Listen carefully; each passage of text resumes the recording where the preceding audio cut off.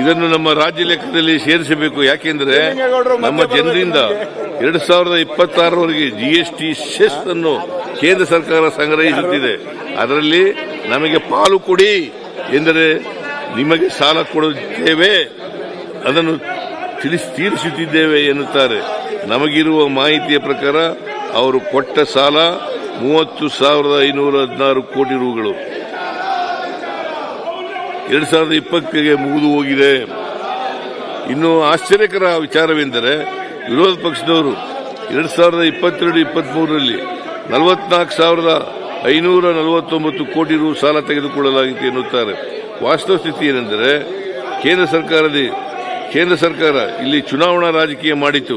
2023ರಲ್ಲಿ ಚುನಾವಣೆ ಬರುತ್ತಿರುವುದನ್ನು ಗಮನಿಸಿದ ಕೇಂದ್ರ ಸರ್ಕಾರ ಮಹಾಲೇಖಪಾಲಕರ ಆಡಿಟ್ ಆಗುವುದಕ್ಕೆ ಮೊದಲೇ ಅದುವರೆಗೂ ಬಾಕಿ ಇದ್ದ ಜಿಎಸ್ಟಿ ಪರಿಹಾರವನ್ನು 20,888 ಕೋಟಿ ರೂಗಳನ್ನು ಏಕಕಾಲಕ್ಕೆ ಬಿಡುಗಡೆ ಮಾಡಿದರು. ಅದರಿಂದಾಗಿ ಆ ವರ್ಷ ಸಾಲದ ಪ್ರಮಾಣ ಸ್ವಲ್ಪ ಕಡಿಮೆಯಾಯಿತು. ಅದರ ಹೊರತಾಗಿ ಬೇರೆ ಯಾವ ಕಾರಣಗಳೂ ಇಲ್ಲ. ರಾಜ್ಯವು ಹಣಕಾಸಿನ ಕೊರತೆ ಎದುರಿಸಲು ಮುಖ್ಯ ಕಾರಣ. ವಿರೋಧ ಪಕ್ಷದವರು ರಾಜ್ಯದ ಹಣಕಾಸಿನ ಸ್ಥಿತಿಯ ಬಗ್ಗೆ ಮಾತನಾಡುವಾಗ 2 ವಿಚಾರಗಳನ್ನು ಪ್ರಸ್ತಾಪಿಸಿದ್ದಾರೆ. ಒಂದು, ತೆರಿಗೆ ಸಂಗ್ರಹಣೆ ಸಮರ್ಪಕವಾಗಿಲ್ಲ ಎಂದಾದರೆ, ಇನ್ನೊಂದು ಪರೋಕ್ಷವಾಗಿ ಗ್ಯಾರಂಟಿ ಯೋಜನೆಗಳಿಂದಲೇ ರಾಜ್ಯದ ಹಣಕಾಸಿನ ಪರಿಸ್ಥಿತಿ ಕ್ಲಿಷ್ಟಕರವಾಗಿದೆ ಎಂದು ವ್ಯಾಖ್ಯಾನಿಸಲು ಪ್ರಯತ್ನಿಸುತ್ತಿದ್ದಾರೆ. ಆದರೆ ವಾಸ್ತವ ಸಂಗತಿಗಳು ಬೇರೆ ಇವೆ. ಒಂದು, ಕೇಂದ್ರ ಸರ್ಕಾರವು ತೆರಿಗೆ ಹಂಚಿಕೆ ಹಾಗೂ ಸಂಪನ್ಮೂಲ ಹಂಚಿಕೆಯಲ್ಲಿ ಮಾಡಿದ ದ್ರೋಹ ಮೊದಲ ಕಾರಣವಾದರೆ, ಎರಡನೇದಾಗಿ ಹಿಂದೆ ಆಡಳಿತ ನಡೆಸಿದ್ದ ಯಡಿಯೂರಪ್ಪ ಮತ್ತು ಬೊಮ್ಮಾಯಿ ನೇತೃತ್ವದ ಸರ್ಕಾರಗಳ ಆರ್ಥಿಕ ಶಿಸ್ತು ಮತ್ತು ಅರಾಜಕತೆ ಆಡಳಿತದಿಂದಾಗಿ ಸಮಸ್ಯೆಗಳು ಉದ್ಭವಿಸಿವೆ. ಈ ಎರಡನ್ನೂ ಬಚ್ಚಿಡಲು ವಿರೋಧ ಪಕ್ಷದವರು ಜನರಿಗೆ ನೀಡುತ್ತಿರುವ ಕಲ್ಯಾಣ ಕಾರ್ಯಕ್ರಮಗಳನ್ನು ಹಾಗೂ ಅದನ್ನು ಅನುಷ್ಠಾನ ಮಾಡುತ್ತಿರುವ ಸರ್ಕಾರವನ್ನು ಟೀಕಿಸುತ್ತಿದ್ದಾರೆ. ಇದು ಸರಿಯಾದ ಕ್ರಮ ಅಲ್ಲ. ರಾಜ್ಯದ ಆರ್ಥಿಕತೆ ಬಗ್ಗೆ ಕಿಂಚಿತ್ತಾದರೂ ತಿಳುವಳಿಕೆ ಇರುವವರು ವರ್ತಿಸುವ ರೀತಿ ಇದಲ್ಲ. 2018-19ರಲ್ಲಿ ಕೇಂದ್ರದ ಬಜೆಟ್ ಗಾತ್ರ 24.42 ಲಕ್ಷ ಕೋಟಿ ರು ಇದ್ದಾಗ ರಾಜ್ಯಕ್ಕೆ ತೆರಿಗೆ ಪಾಲು ಮತ್ತು ಕೇಂದ್ರ ಪುರಸ್ಕೃತ ಯೋಜನೆಗಳಿಂದ 46,288 ಕೋಟಿ ಬಂದಿತ್ತು.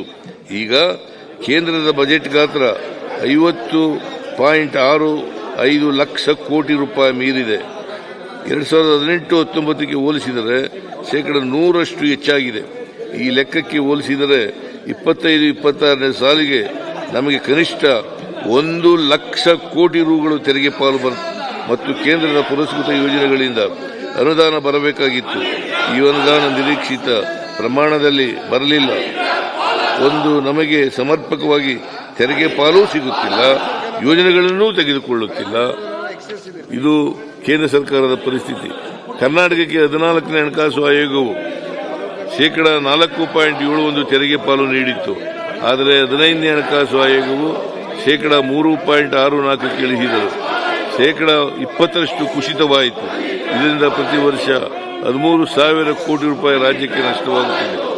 ಇದಷ್ಟೇ ಅಲ್ಲದೆ 15ನೇ ಹಣಕಾಸು ಆಯೋಗವು 5,495 ಕೋಟಿ ರು ವಿಶೇಷ ಅನುದಾನ ಕೊಡಲು ಶಿಫಾರಸು ಮಾಡಿತ್ತು. ಕೆರೆಗಳ ಅಭಿವೃದ್ಧಿಗೆ 3,000 ಕೋಟಿ ಹಾಗೂ ಪೆರಿಫೆರಲ್ ರಿಂಗ್ ರಸ್ತೆಗೆ 3,000 ಕೋಟಿ ಶಿಫಾರಸು ಮಾಡಿತ್ತು. ಅದನ್ನೂ ಕೊಡಲಿಲ್ಲ. ಹಾಗೆಯೇ ಭದ್ರಾ ಮೇಲ್ದಂಡೆ ಯೋಜನೆಗೆ 5,300 ಕೋಟಿ ಕೊಡುತ್ತೇವೆ ಅಂತ ಹೇಳಿದರು. ಅದನ್ನೂ ಕೊಡಲಿಲ್ಲ. ಅದನ್ನು ಕೊಡದೆ ದ್ರೋಹ ಮಾಡಿದೆ. ಈ ಕುರಿತು ವಿರೋಧ ಪಕ್ಷದವರು ತುಟಿ ಪಿಟಿಕ್ ಎನ್ನುವುದಿಲ್ಲ. ಬದಲಾಗಿ ಮೋದಿ ಸರ್ಕಾರದ ದ್ರೋಹವನ್ನು ಸಮರ್ಥಿಸುತ್ತಾರೆ. ದೇಶದ ಪ್ರಮುಖ ರಾಜ್ಯಗಳ ರಾಷ್ಟ್ರೀಯ ಹೆದ್ದಾರಿ ಯೋಜನೆಗಳ ವಿವರ. ವಿರೋಧ ಪಕ್ಷದವರು ಕೇಂದ್ರದಿಂದ ವ್ಯಾಪಕ ಪ್ರಮಾಣದಲ್ಲಿ ಅನುದಾನಗಳನ್ನು ರಾಜ್ಯಕ್ಕೆ ತಂದು ರಾಜ್ಯದ ಹೆದ್ದಾರಿ ಮತ್ತು ರೈಲ್ವೆ ಯೋಜನೆಗಳಿಗೆ ನೀಡಲಾಗಿದೆ ಎಂದು ಮೋದಿ ಸರ್ಕಾರವನ್ನು ಸಮರ್ಥಿಸುತ್ತಾರೆ.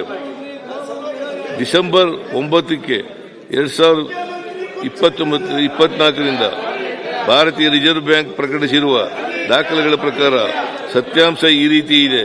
24-25ರಲ್ಲಿ ನಿರ್ಮಿಸಿದ ರಸ್ತೆಯ ಕುರಿತು ಮಾಹಿತಿ RBI ದಾಖಲೆಗಳಿಲ್ಲ.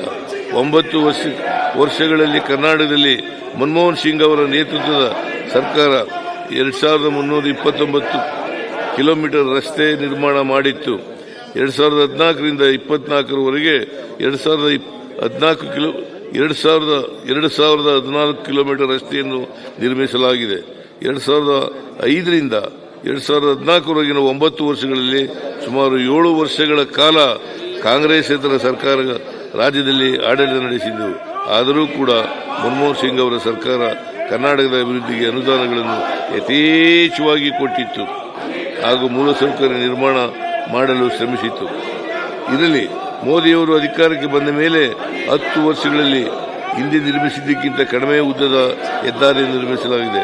ಆದರೆ ಮಹಾರಾಷ್ಟ್ರದಲ್ಲಿ 12,210 ಕಿಲೋಮೀಟರ್, ಉತ್ತರ ಪ್ರದೇಶದಲ್ಲಿ 1,306 ಕಿಲೋಮೀಟರ್, ಗುಜರಾತ್ನಲ್ಲಿ 3,500 ಕಿಲೋಮೀಟರ್, ರಾಜಸ್ಥಾನದಲ್ಲಿ 3,060 ಕಿಲೋಮೀಟರ್ ಉದ್ದದ ಹೆದ್ದಾರಿಗಳನ್ನು ನಿರ್ಮಾಣ ಮಾಡಲಾಗಿದೆ.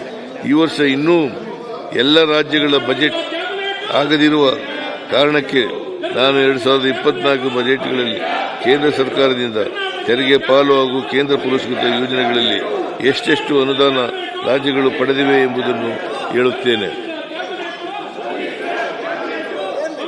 ಈ ಮಾಹಿತಿಯನ್ನು ನೋಡಿದರೆ ಕರ್ನಾಟಕ ಸ್ಥಿತಿ ಏನೆಂದು ಅರ್ಥವಾಗುತ್ತದೆ.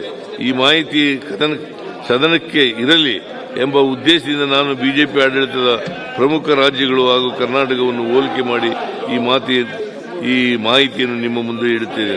ಬಜೆಟ್ ಗಾತ್ರದ ವಿಚಾರದಲ್ಲಿ ನಾವು ಉತ್ತರ ಪ್ರದೇಶ ಮುಂತಾದ ರಾಜ್ಯಗಳ ಜೊತೆಗೆ ಹೋಲಿಸಿಕೊಳ್ಳುವುದಿಲ್ಲ.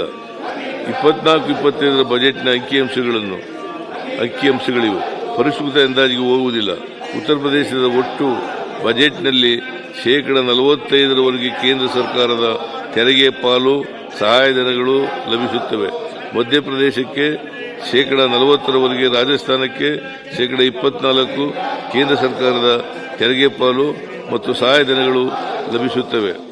ಆದರೆ ಅಭಿವೃದ್ಧಿಯಲ್ಲಿ ಪ್ರತಿಸ್ಪರ್ಧಿಗಳಾಗಿರುವ ಕರ್ನಾಟಕ, ಮಹಾರಾಷ್ಟ್ರ, ಗುಜರಾತ್ 3 ರಾಜ್ಯಗಳ ಸ್ಥಿತಿ ಹೋಲಿಕೆ ಮಾಡಿದರೆ ಮಹಾರಾಷ್ಟ್ರ 19.38, ಗುಜರಾತ್ 18.8 ಆದರೆ ಕರ್ನಾಟಕ ಕೇವಲ 16ರಷ್ಟು ತೆರಿಗೆ ಪಾಲು ಮತ್ತು ಕೇಂದ್ರ ಸಹಾಯಧನಗಳನ್ನು ಪಡೆಯುತ್ತಿದೆ.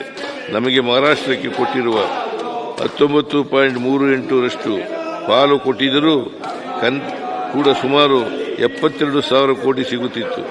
ನಮಗೆ ಹೆಚ್ಚುವರಿಯಾಗಿ ಸುಮಾರು 12,000 ಕೋಟಿ ರೂಗಳನ್ನು ಅನುದಾನಗಳು ಲಭ್ಯವಾಗುತ್ತಿದೆ. ಆದರೆ ದುರುದ್ದೇಶ ಪೂರ್ವಕವಾಗಿರುವುದರಿಂದ ಕರ್ನಾಟಕಕ್ಕೆ ಅನ್ಯಾಯ ಮಾಡಬೇಕಂತಲೇ ತೀರ್ಮಾನ ಮಾಡಿರುವುದರಿಂದ ಈ ರೀತಿ ಆಗುತ್ತಿದೆ. ರಾಜ್ಯಕ್ಕೆ ರಸ್ತೆಗಳಲ್ಲಿ, ರೈಲ್ವೆ ಯೋಜನೆಗಳಲ್ಲಿ, ಬಂದರು ಮುಂತಾದ ಮೂಲಭೂತ